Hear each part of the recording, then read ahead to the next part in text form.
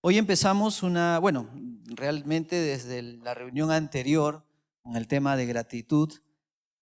Decíamos que desde la reunión anterior en la que tuvimos el privilegio de tener a nuestro pastor titular en medio nuestro y poder también recibir de él la palabra de Dios, ¿se acuerda de qué tema habló?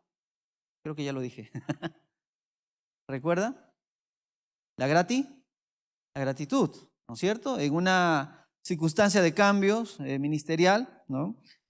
Hoy seguimos trabajando un poco lo que es el contentamiento y en esta oportunidad quisiéramos responder tan solamente una pregunta, ¿no? Hoy el bosquejo se trata de responder solo una pregunta. Y la pregunta es, como ustedes de repente ya lo han visto en los flyers, en las comunicaciones de nuestras redes sociales, la pregunta es, ¿qué es el contentamiento cristiano? ¿Qué es el contentamiento cristiano? Tenemos ahí una presentación, muy bien. ¿Qué es el contentamiento cristiano? Si usted recibe esa pregunta, contentamiento es una palabra medio religiosa, ¿no? Medio de domingo. No es una palabra que lo escuchemos comúnmente. Pero, ¿qué idea tendría usted del término, de la palabra contentamiento? Cuando usted escucha contentamiento y aún más contentamiento cristiano, ¿qué viene a su mente? Por favor, participemos. Alegría, muy bien. Paz, gozo. Que estás en plenitud con Dios, muy bien. ¿Qué más? ¿Alguna idea adicional de las que ya hemos mencionado? Y la pregunta es, ¿por qué pensamos que es así? Lo hemos estudiado, hay un versículo en nuestra mente, hay una situación tal vez en nuestra experiencia personal que nos ha ayudado a definir acerca del contentamiento cristiano. Hoy queremos venir a la palabra de Dios, como ustedes ven ahí el pasaje de referencia, nos habla no necesariamente del término completo contentamiento, pero sí definitivamente nos infiere mucha enseñanza respecto a esta preciosa disciplina en el Señor. Pero antes quisiera que vean lo siguiente, hay una imagen ahí de una película animada, ¿no es cierto? ¿Cuántos han visto esta película? Con el sobrino, no sé, así que no voy a stalkear a nadie, nadie se va a sentir ofendido, el pastor ya la dijo, yo recién voy a verla, espero que no, ¿no es cierto? Sobre todo esta escena es bien interesante, ¿no? Si pueden poner, por favor, tenemos el extracto ahí, no van a ver la película completa. Ah, muy bien. Bárbara, no entiendo. Esta cosa tiene garantía de por vida y se descompone. Tengo que limpiar el tanque yo mismo. Saca los peces, ponlos en bolsas y... ¿Y los peces?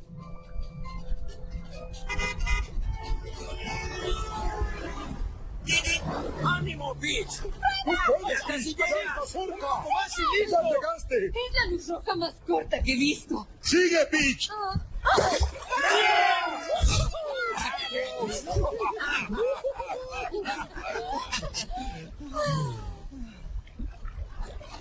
¿Y ahora qué? Muy bien, muy bien. No vayan a decir que el pastor los ha traído a ver películas de Disney. ¿Ah?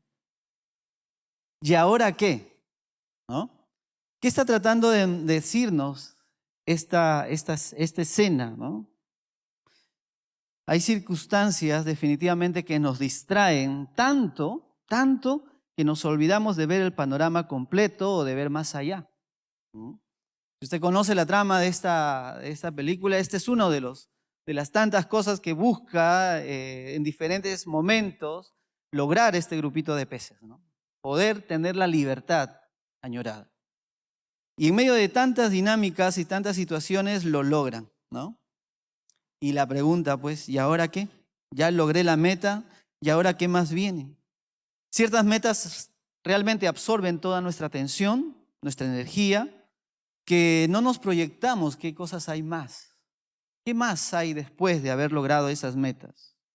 Y esto es muy común, por ejemplo, cuando se termina una carrera profesional. hemos desgastado, nos hemos cansado, nos hemos enfermado y logramos el título añorado o una maestría. Y es interesante que también, por ejemplo, cuando los hijos crecen y se van de casa y queda el nido vacío, los padres tienen una etapa muy similar en esto. ¿Y ahora qué hacemos? ¿No? Quien les habla recién está comenzando. Tengo unos 16 años más para velar por lo menos en la educación de mi hijo, ¿no? Pero mira, y ahí después de los 16 años, ¿qué voy a hacer? ¿No? Entonces ya estamos buscando un siguiente hijo, pero para 16 años más.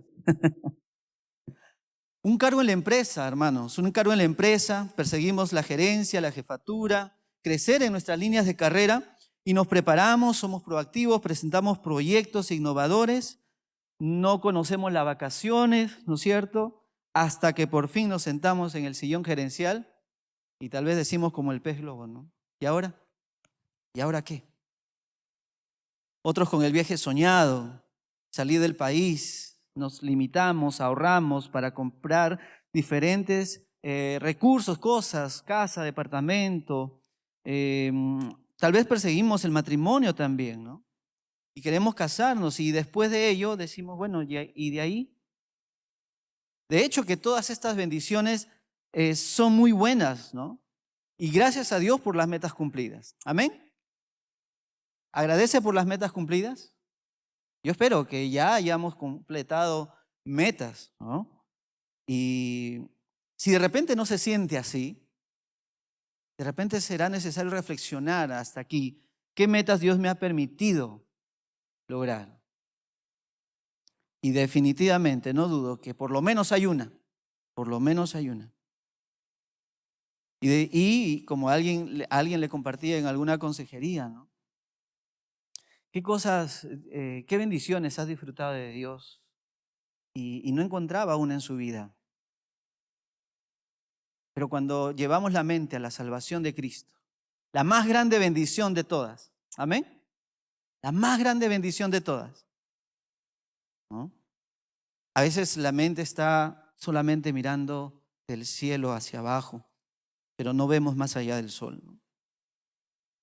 Y comenzamos a preguntarnos entonces, ¿cuándo será que recién empiezo a vivir la vida que me merezco? ¿Ha pensado alguna vez así? ¿Cuándo empezaré a vivir la vida? ¿Mm?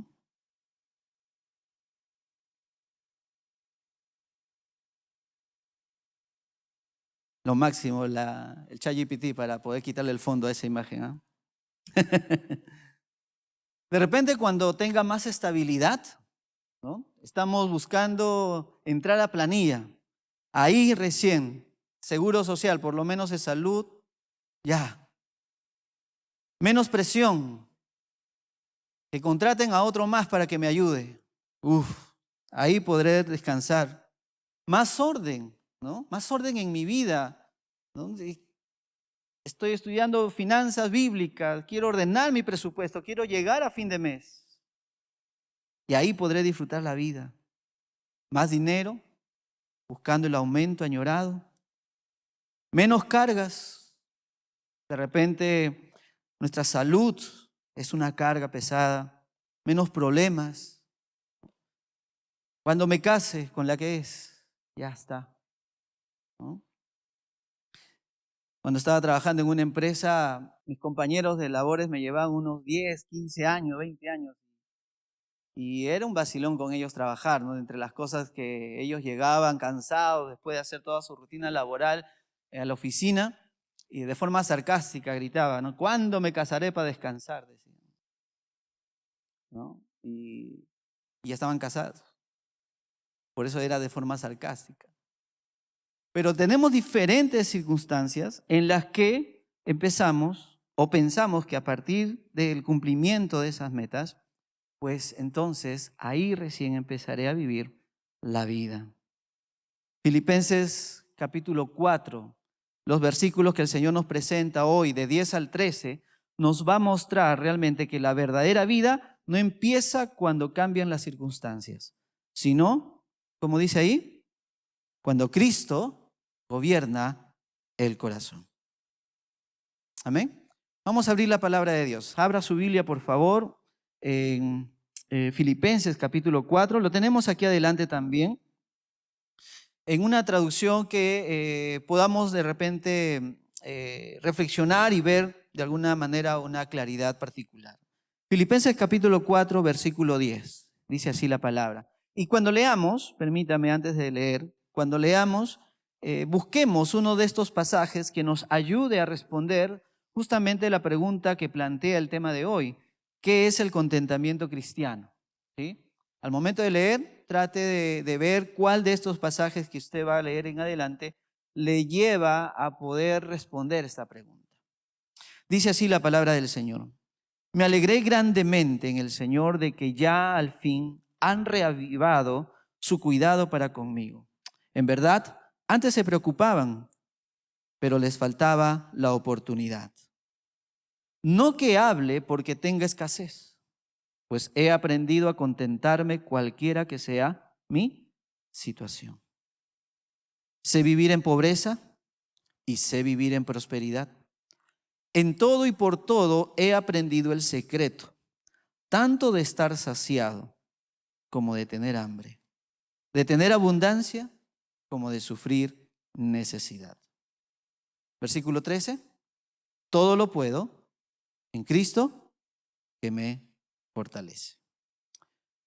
Dos aspectos. ¿Usted ya vio el versículo?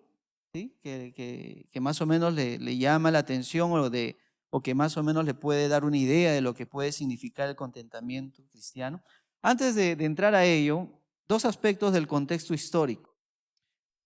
El primero de ellos, usted sabe que es una carta dirigida a una iglesia llamada los Filipenses. Filipos era una colonia romana con una fuerte identidad cívica y militar. Se dice que 42 años antes de Cristo ocurre una batalla civil entre los romanos. Parte del ejército que estaba a favor del César, de Julio César, se enfrenta contra la otra parte que lo había asesinado. Y ocurre tremenda guerra civil. Marco Antonio estaba a favor de Julio César y es quien vence en medio de esta guerra civil a los asesinos o al ejército contrario, romano también, pero que había asesinado a Julio César y que quería justamente entronizarse en el imperio romano, ¿no? Y la guerra sucede alrededor de la ciudad de Filipos. Así que cuando Marco Antonio vence a este ejército contrario, muchos de sus militares quedan viviendo en la región de Filipos. Así que para la época de Pablo, que es después de Cristo, esa ciudad, los filipenses, era una colonia romana que disfrutaba de todos los derechos y de todo el cuidado del imperio romano. Es decir, no era una ciudad conquistada, aplastada, sojuzgada, pobre, ¿no? O con pobreza extrema. Era una ciudad que había mercantilismo, era una ciudad que había cierta posición económica, había prosperidad. Así que este contexto histórico es interesante porque el tema del contentamiento no se da o no se manifiesta en medio de una ciudad necesariamente que está pasando una necesidad extrema, ¿no? La ciudad de Filipos, los hermanos, la iglesia de Filipos, era posiblemente una iglesia de clase media, alta, una iglesia que tenía sus recursos, ¿no? Así que en este ambiente las palabras de Pablo sobre la humillación, la abundancia, la escasez, el contentarse que hemos leído, pesan de repente con mayor fuerza en un corazón que necesita esas palabras. Lo segundo en el contexto histórico que debemos ver es justamente cómo es el contexto en el que escribe Pablo. Pablo escribe desde una prisión, y aunque esta imagen es un poco contemporánea, Pablo estaba preso justamente por predicar del evangelio, ¿no? Y en medio de ello, Pablo está agradeciendo justamente una ayuda real enviada de los filipenses, ¿no? Así que los filipenses enviaron a Epafrodito con una ayuda económica, con un apoyo personal para Pablo mientras él estaba preso.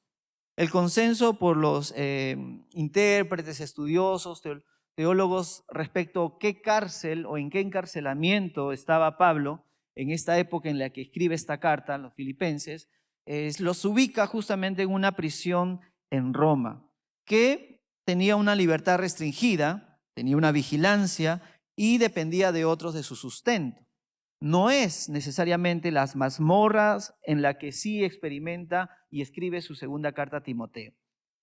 No deja de ser una situación de encarcelamiento, de sufrimiento. Nadie quisiera estar aún dentro de un arresto domiciliario. Pero es en un contexto así en el que Pablo escribe esta carta a los filipenses. Y es interesante que dentro de una situación de encarcelamiento o de aprisionamiento domiciliario, como quisiéramos llamarlo, Pablo comienza diciendo, me alegré. Pablo comienza diciendo con una actitud o comienza expresando una actitud de satisfacción, de alegría, de contentamiento, podríamos decirlo así, ¿no? Así que ahora de repente si miramos nuevamente o pensamos un poco en los pasajes que hemos leído, ¿cuál es el pasaje o el versículo que usted considera o piensa que ha podido llevarlo a interpretar un poco o a responder un poco qué es el contentamiento? De los 3, 4 versículos, ¿cuál cree usted que es? Versículo 10, 11, 12, 13, por ahí. ¿Dónde hay una palabra que es muy parecida al contentamiento, a la palabra contentamiento? En el versículo 11 se manifiesta esta palabra.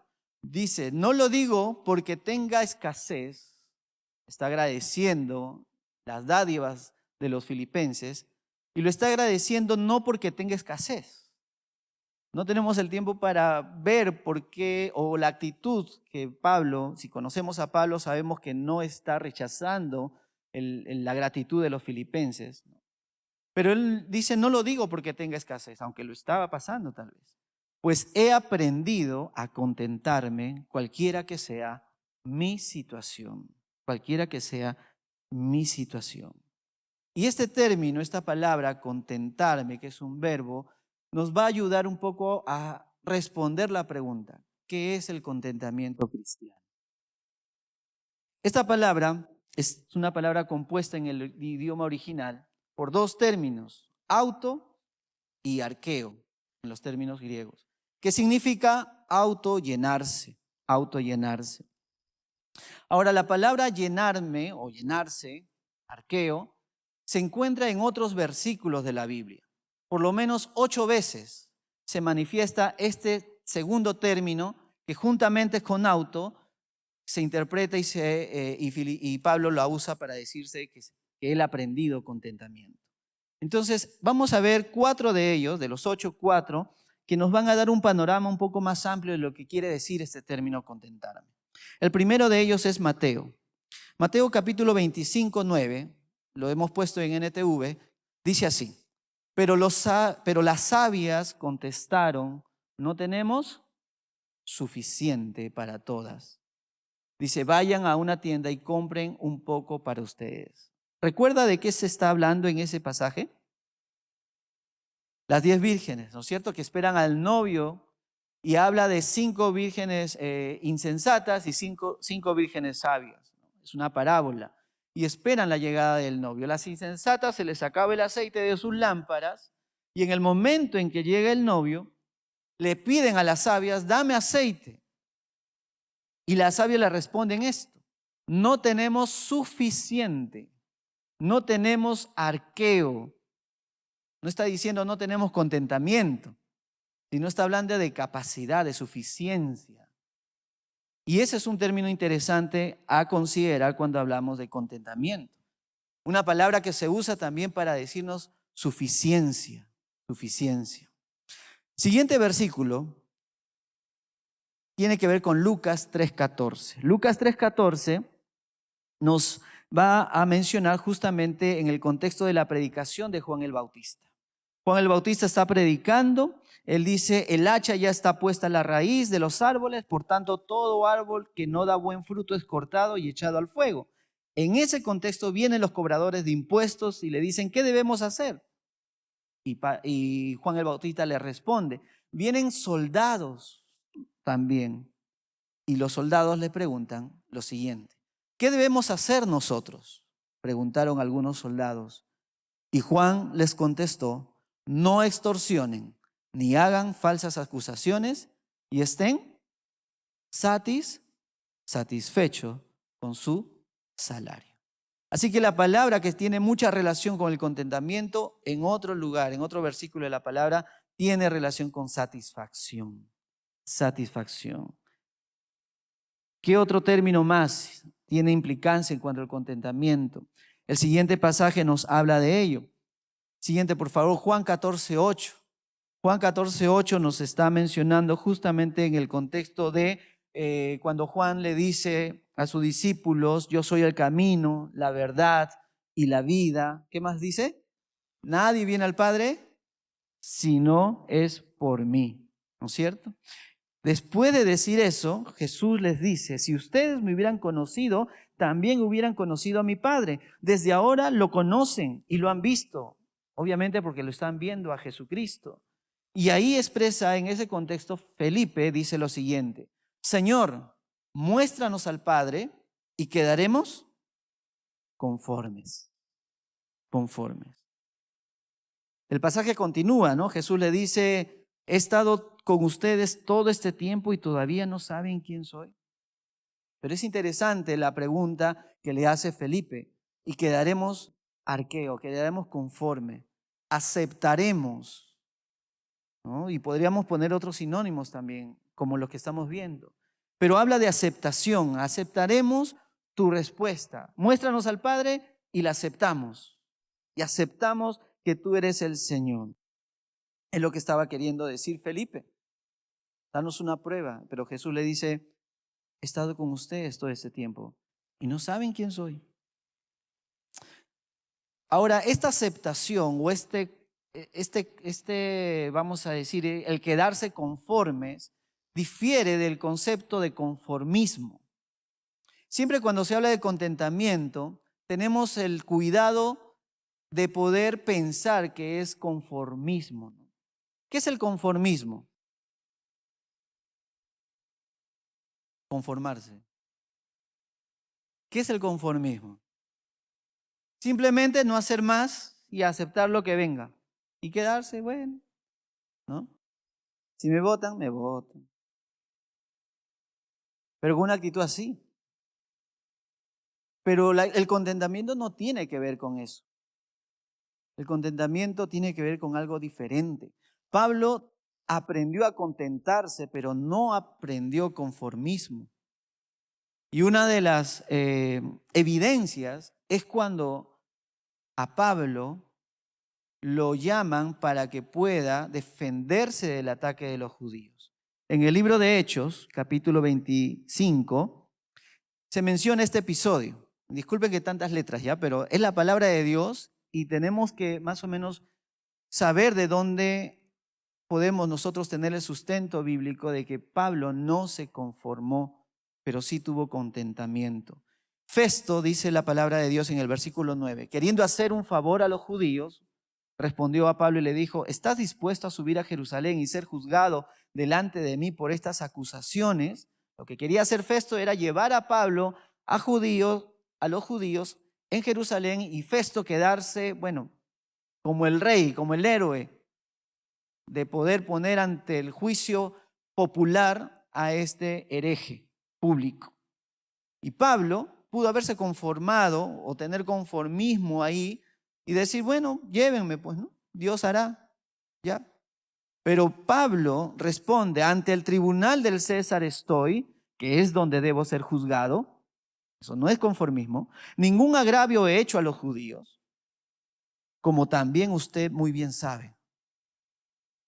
Si soy pues un malhechor y he hecho algo digno de muerte, no rehúso morir. Eso no es conformismo, es contentamiento. Pero si ninguna de esas cosas de que estos me acusan es verdad, nadie puede entregarme a ellos. No se deja llevar por las circunstancias. Apelo al César. ¿Encuentra la diferencia entre el conformismo y el contentamiento? Pablo tiene contentamiento, pero no tiene conformismo, ese conformismo que que no nos deja avanzar, que bueno, se conforma así como es y no quiere superarse. No, ningún creyente debe pensar que eso es una virtud, sino más bien puede nacer de una tristeza, de una insatisfacción del alma o de cualquier otra forma, pero no es el contentamiento que nos enseña la palabra. Muy bien, continuemos entonces. Aparte de decirnos que es suficiencia, satisfacción, aceptación de las circunstancias difíciles, Pablo mismo dice, bueno, si soy malhechor, pues no rehúso morir, ¿no? También nos menciona en 2 Corintios capítulo 12, versículo 9, en el contexto en el que Pablo dice que recibe de parte de Dios un aguijón, un emisario de Satanás, para atormentarme e impedir que me volviera orgulloso. Imagínense. En 3 ocasiones le dice Pablo a Dios, le supliqué que me lo quitara. ¿Y qué le responde Dios? Y me ha dicho, bástate mi gracia. Bástate mi gracia. Otro sinónimo de bástate tiene que ver con llenura. Que mi gracia te llene. Porque mi poder se perfecciona en la debilidad. Ahora podemos preguntarnos nosotros, ¿tengo un corazón lleno de su gracia? En medio de los ruegos, de las circunstancias y del natural deseo de que cambie nuestra situación difícil, ¿su gracia me llena el corazón?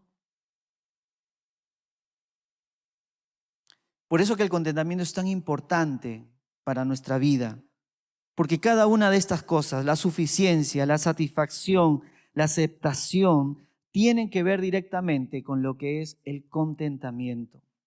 Y así nosotros podemos entonces inferir o pensar que el contentamiento puede ser un estado del alma. El contentamiento puede ser un estado del alma. En algunas circunstancias el contentamiento me puede proveer o yo puedo estar suficientemente provisto, puedo estar satisfecho, puedo estar conforme, puedo estar lleno. Es un estado, puedo estar. Hay momentos en que uno se siente pues lleno del Señor. Y amén. Pero el contentamiento tiene que ver con algo más profundo que opaca el estado del alma y lo transforma en una condición del alma. Una condición del alma. Si seguimos estudiando más profundamente este versículo, Filipenses 4:11, sobre todo el término contentarme y lo que sigue, uno va a encontrar que Pablo no está diciendo solo que es un estado, sino que tiene que ver con su carácter, con una condición de su corazón. Soy suficiente, soy satisfecho, soy alguien conforme, soy lleno. Y eso está bonito para un libro de autoayuda, ¿no? Pero como hemos leído hasta el versículo 13, ¿dónde encuentra o dónde converge toda esta condición de su carácter? ¿En su autosuficiencia? En Cristo. En Cristo.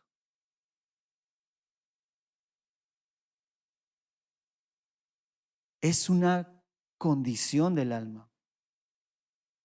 Es un diseño divino. Vivir en contentamiento cristiano es un diseño del Señor.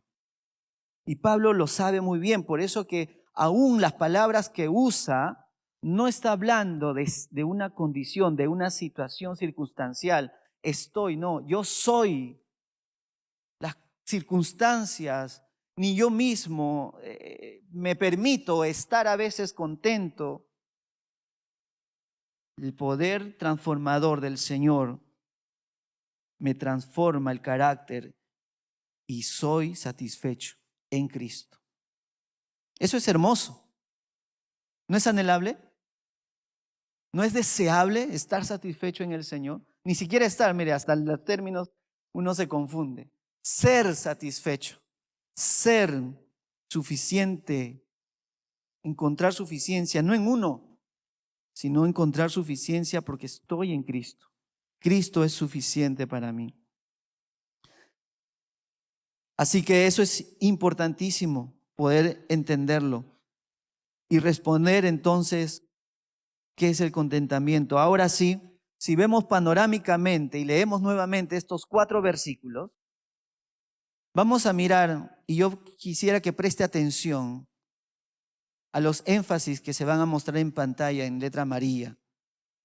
Pablo entonces, cuando dice, me alegré grandemente en el Señor, su alegría no es un estado, es una condición.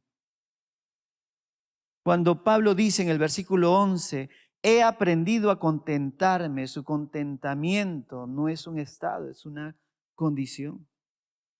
Cuando dice sé vivir, de hecho que involucra su mente, su parte cognitiva, pero sé vivir en pobreza. ¿Sabemos vivir en pobreza? ¿Cómo se vive en pobreza? Con contentamiento. Sé vivir en prosperidad.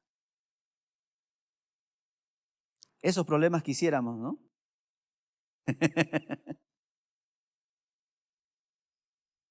En todo y por todo he aprendido el, ¿qué dice? Secreto. El secreto, tanto de estar saciado como de tener hambre. Hermanos, es un secreto aprender a vivir así. No es fácil. Debemos respirar. Señor, no es natural. Mi desgano, mi descontento, mi apatía, mi enojo, mi cólera, mi tristeza, eso es natural de nuestra carne. Pero a vivir con contentamiento o en contentamiento es algo divino, es algo divino. Versículo 13, todo lo puedo. El famoso versículo 13 que nos hace amanecernos para terminar la tesis. Pero que no es para eso. Todo lo puedo. ¿Qué todo? ¿Qué todo? Todo lo que está en amarillo. Me alegré, contentamiento, vivir en pobreza, vivir en prosperidad, el secreto, todo eso lo puedo vivir en Cristo que me fortalece. No es para que usted intente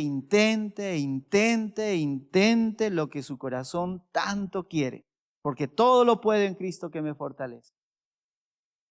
Es para que usted aprenda a vivir, usted y yo, primeramente yo, aprendamos a vivir con contentamiento. No es fácil en ninguna etapa de la vida de fe aprender a vivir contentamiento. La palabra del Señor nos manifiesta en Jeremías una triste realidad que nos identifica con todo respeto a todos nosotros. 2 males ha hecho mi pueblo y 2 males me han hecho mi pueblo. Me han abandonado a mí, ¿qué dice? Fuente de aguas vivas. Y han cavado para sí cisternas agrietadas que no retienen el agua. ¿Identifica alguna cisterna agrietada en su corazón?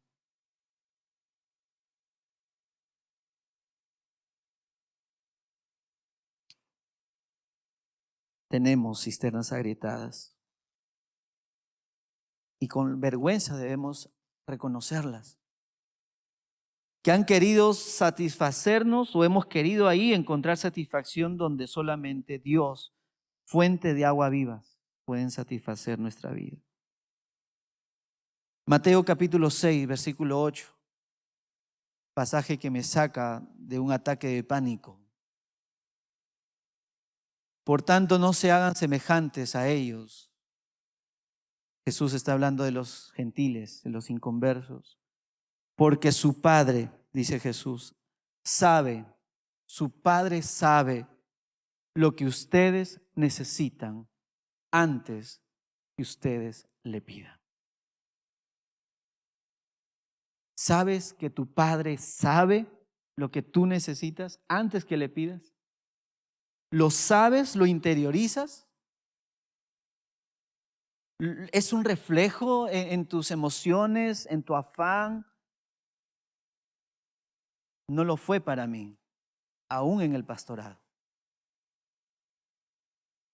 Por eso el ataque de pánico. Pero como fuente de agua viva llega ese versículo a la mente y al corazón y penetra. Penetra con el poder milagroso de su Espíritu Santo. Y no sabes cómo explicarlo, pero te produce esa paz. Que redundantemente Filipenses dice, la paz que sobrepasa todo, no se entiende. Y te deja descansar. En medio del insomnio, tu Padre sabe lo que necesitas. Hebreos 13:5. Y miren la relación del carácter, lo que hablábamos, la condición del alma. Sea el carácter de ustedes sin avaricia, contentos con lo que tienen, porque Él mismo ha dicho, léalo hermano, ¿qué ha dicho? Nunca te dejaré, ni te desampararé. Gloria al Señor. De manera que decimos, sigue diciendo este versículo, de manera que decimos confiadamente, ¿qué cosa? El Señor es el que me ayuda. ¿Sale eso de sus labios? No temeré, ¿qué podrá hacerme el hombre? En resumidas cuentas, ¿qué es entonces el contentamiento cristiano? Es una condición del alma que está bajo el dominio ¿de quién? De nuestro Señor Jesucristo. Bajo el dominio de nuestro Señor Jesucristo. Propuestas de algunos autores. Este libro, hermanos, yo les animo a que lo lean este año. Todo el año vamos a hablar del contentamiento y es una hermosa lectura para ayudarnos a crecer en esta hermosa disciplina. Él dice, Jeremy Burroughs dice, es una disposición espiritual. El contentamiento es una disposición espiritual interna y tranquila del corazón. No es solo la ausencia de quejas externas. No me quejo para tener contentamiento. No es solo la ausencia de quejas externas, sino una calma, una sumisión interna que abarca todo el alma, criterio, voluntad y afecto. Y bien interesante lo que define el segundo enunciado. No se opone a toda búsqueda lícita de ayuda para otra condición. No es el conformismo que hablábamos hace un instante. El contentamiento busca lícitamente ayuda para otra condición. Busca una segunda opinión de los médicos. Eso es una búsqueda lícita para estar seguro de que realmente lo que me dicen que tengo, realmente lo tengo. Pero con el corazón sumido a la voluntad del Señor. Otros autores como Jonathan Edwards también expresan su concepto de contentamiento en este libro, que ese sí está disponible en internet con toda la licencia disponible también. Jonathan Edwards dice, Cristo Jesús tiene excelencia auténtica y es tan grande que cuando el alma llega a verla, deja de buscar. Allí la mente descansa. Ve que ha estado persiguiendo sombras, pero que ahora ha encontrado la sustancia. Antes buscaba felicidad en un arroyo, pero ahora la encuentra en un océano.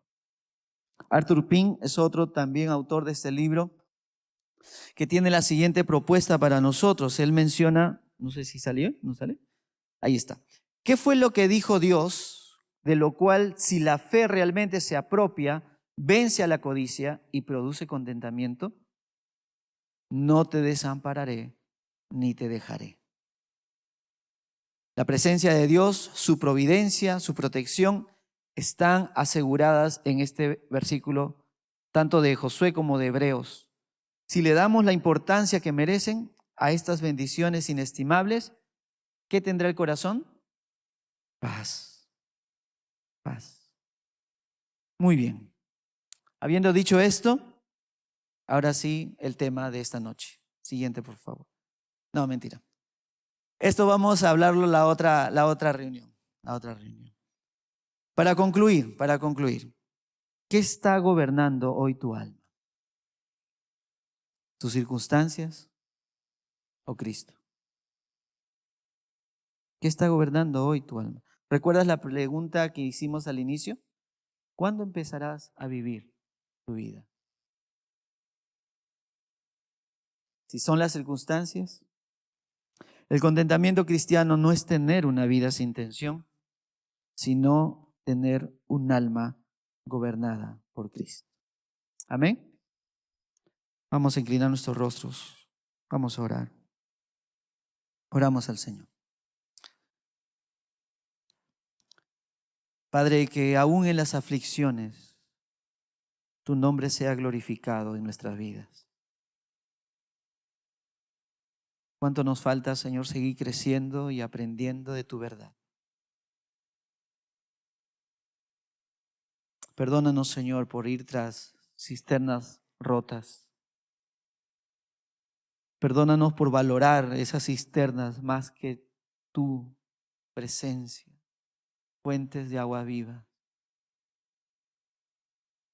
Y enséñanos, como hemos visto, necesitamos aprender de ti.